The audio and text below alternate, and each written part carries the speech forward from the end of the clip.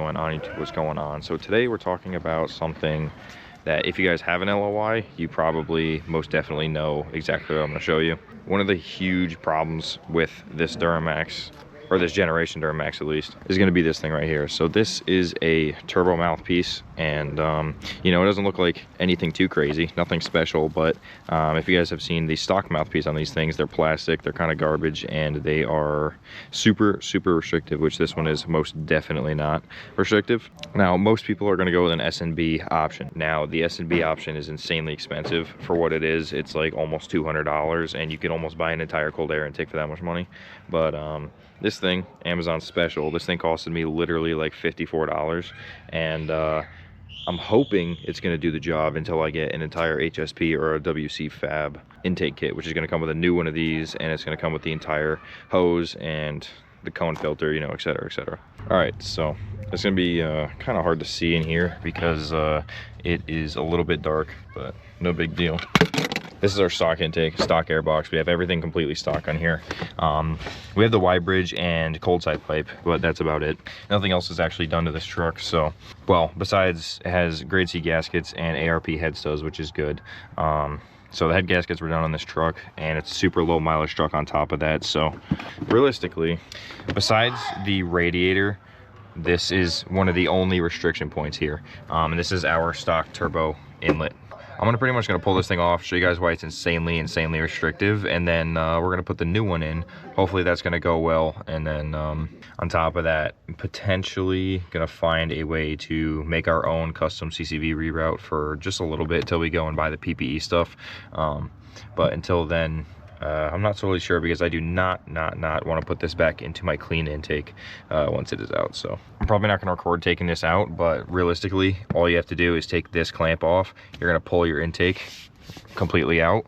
You're going to put it to the side somewhere, potentially remove the whole thing, whatever you want to do. You're going to take this, assuming you don't have a CCV reroute, this is the stock one, goes right into the intake. You're just going to unclamp this down here, take this off, and then see this clamp in here? That's on the front of the turbo. All you're gonna do is take that apart, and then the turbo mouthpiece is gonna come right out.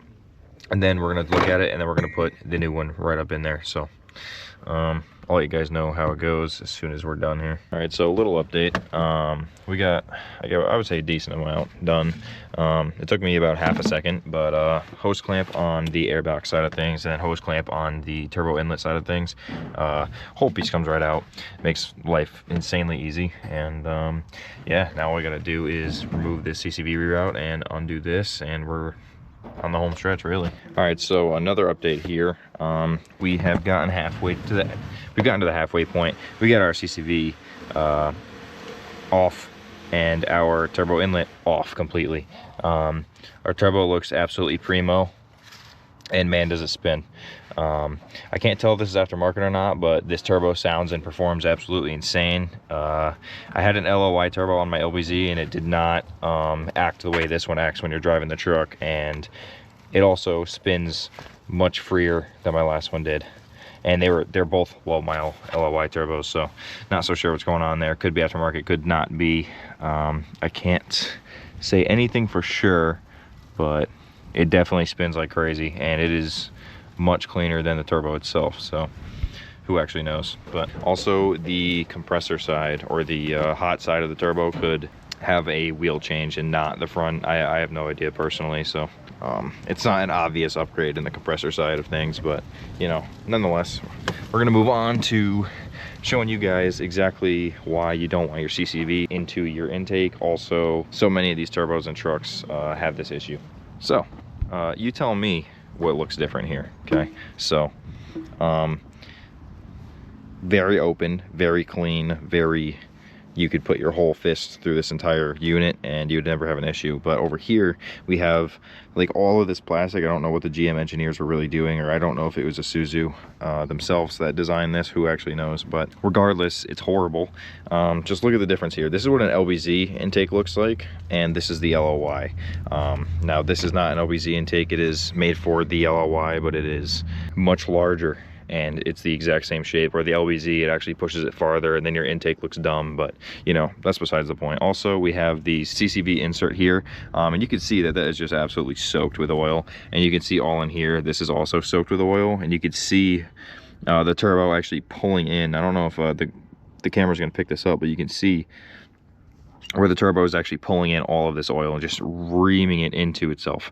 It is super, it's all oil and it's all wet as well, which is not great. So that's fun. We'd rather dump that underneath the truck, which is where we're gonna do at some point. I'm not so sure really how that's gonna happen today, because I did not buy the stuff to do it just yet. So, but nonetheless, we'll focus on what this video is all about here, and that's going to be obviously the intake horn. Even this side of it, this is bigger. This is much larger than this hole, as well as built a lot beefier. But I mean, it's kind of just a turbo inlet and it doesn't really need to be that beefy, so I guess that's not a worst thing in the world. But also, it doesn't have the resonator cap, so this was done ghetto-ly and just kind of garbage. Somebody put a pipe cap on the reservoir cap area, where it's like that big thing that says 6.6 Duramax, you know, whatever that is. So we don't have any more of that, so we don't have to worry about that. Also, this is going to look much nicer in the engine bay for now, until, like I said, we get an HSP or WC fab kit, which who knows. Long story short, this thing much larger than the factory one. This is about 3 5/8 inches big, and this is like 2 7/8, I believe. So it's more than half an inch of opening that you're going to be getting out of that. The only thing I'm worried about is putting it together and having this band that is super thick not be ideal and not actually clamp down too well, because this one is much skinnier and plastic. This one is CNC aluminum, and well, it's actually cast. I lied. It's cast aluminum, and it is much thicker. So who knows how that's going to go, but we're going to attempt to get it up in there. If not, then we're putting it all back together the normal way, but hopefully the $50 part is going to help us out here. So I'm going to put it on and let you guys know how it goes. All right, so we got the intake horn on. I looked at a bunch of reviews and they said that the stock V-band would not fit around the flange and the turbo flange at the same time, but dude, I'm ripping on this thing and it's tight. So it successfully went around the flanges. I can feel down here, and it's all the way around the turbo. So absolutely no issues with that, surprisingly. But we did have an issue with, where's the part? This thing.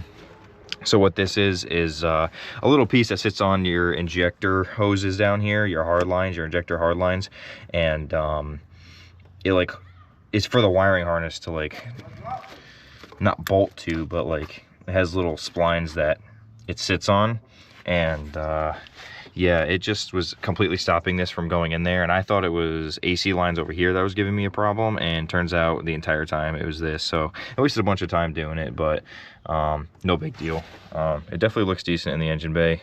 I also had to take the CCV reroute out, or not the CCV reroute, but just the normal CCV, the stock one, out of its hole, just to get more room. I guess you could do it without that, but I didn't.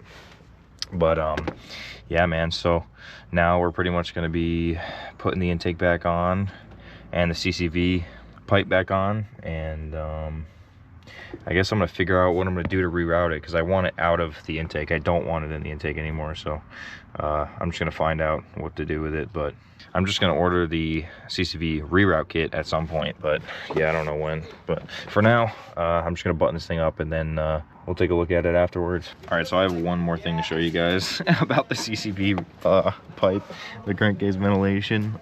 So redneck engineering here. I wasn't gonna let it go back into there, and I don't have the reroute kit pieces yet. So for now, I just put some heater core 5/8 hose into the stock ventilation spot, whatever the heck you want to call that, and we just routed it all along here, and it's just dumped right here for now. It's better than going into my turbo, because I don't want it there. I don't know how much oil is going to come out of it, because I just don't know. But yeah, man, looks great.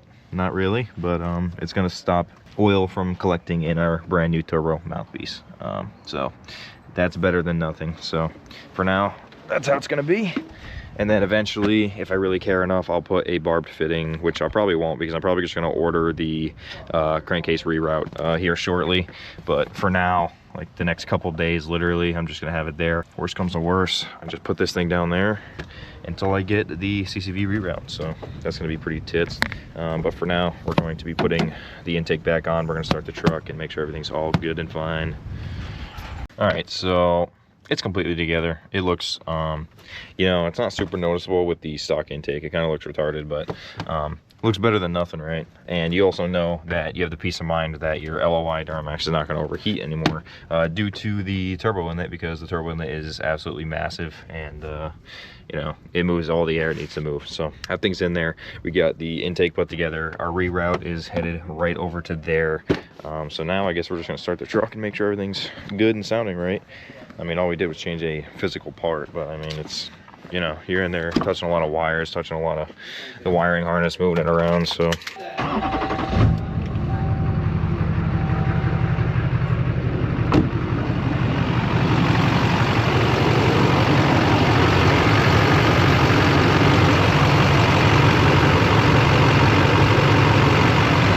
Also, if you guys have never had your CCV off or don't have the reroute done, now you can check for blow-by, because if you guys have blow-by, it's going to be shooting out of that pipe like crazy.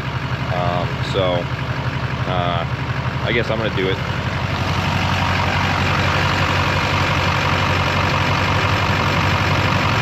Absolutely zero. So that's fucking nice to know. We have absolutely zero air coming through that thing right now. To be fair, it could be a little bit warmer, and that's like kind of your ideal time to check it, but no big deal. We really got to fix this grill. But yeah, no, she's up in there. Apparently it's supposed to make the turbo spool like crazy, but you guys are really not going to be able to hear it unless you have a cold air intake, because the box is going to really resonate that sound and it kind of just ruins it. But maybe. So we have the fine capabilities of EFI Live tuning. So if you take a look at my vanes, it's going to be the top right there, 88 right now. Put it in a tune. That's our driving tunes really, but our stock tune, quote unquote, plus a hiss tune is going to be #1. So we get our vanes going really good, and that's going to give us the most amount of boost. So, well, we made 1 pound of boost, barely revving it. So I don't hear anything crazy out here, but I'll set the camera up.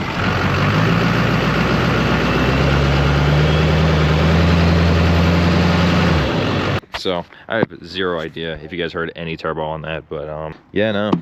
It sounds the same to me, but we're gonna get a cold air intake at some point, and we're really gonna know if it makes any difference. So we know that everything is functioning as it should. We have the peace knowing that we are not going to be overheating anymore because of a restrictive mouthpiece.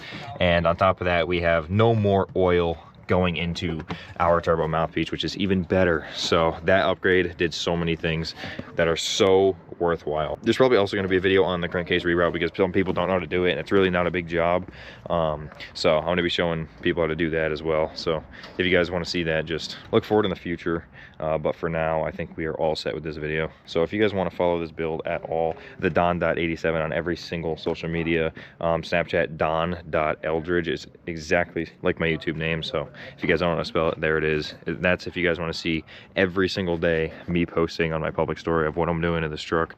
Other than that, Instagram for all the cinematic kind of stuff, and then I also do TikTok. So with that being said, I hope you guys stick around, hit the subscribe button, leave a like, leave a comment, good or bad, who really cares? It doesn't bother me any. So if you guys got something to say, let me know. With that being said, I hope to see you guys in the next one. Peace.